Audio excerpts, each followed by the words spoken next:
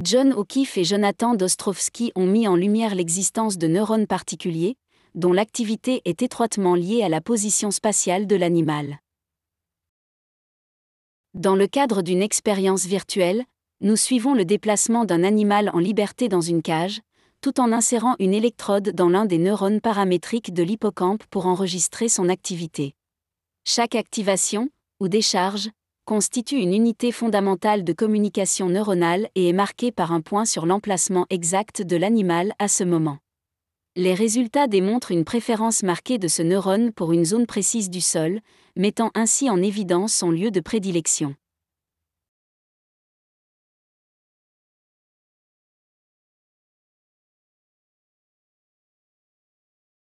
Cette spécificité spatiale a abouti à la dénomination de « cellules de lieu » pour les neurones affichant de tels modèles d'activité.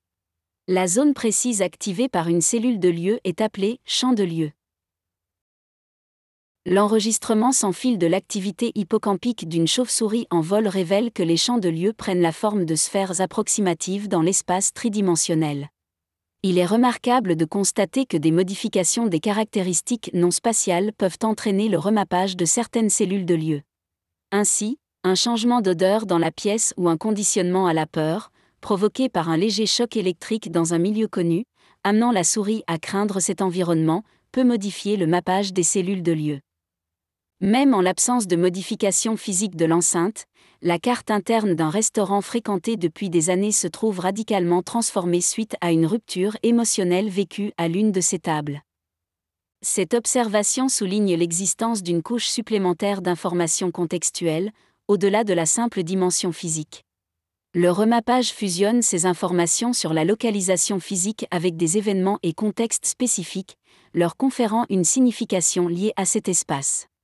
De plus, les cellules de lieu sont également capables de représenter directement des informations non spatiales. Prenons l'exemple d'une expérience pivot où des rats ont été formés à une tâche de manipulation sonore.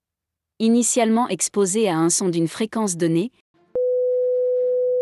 ils devaient ajuster cette fréquence en manipulant un joystick pour modifier le ton émis par un haut-parleur. Les chercheurs ont enregistré l'activité des neurones paramétriques dans l'hippocampe, le même type de cellules normalement associées à des emplacements physiques précis.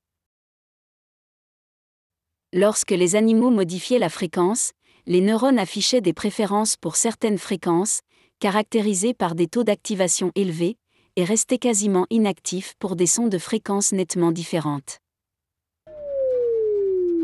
Ce comportement est similaire à celui observé chez les cellules de lieu conventionnelles lors de la recherche de nourriture, possédant des champs de lieu bien définis.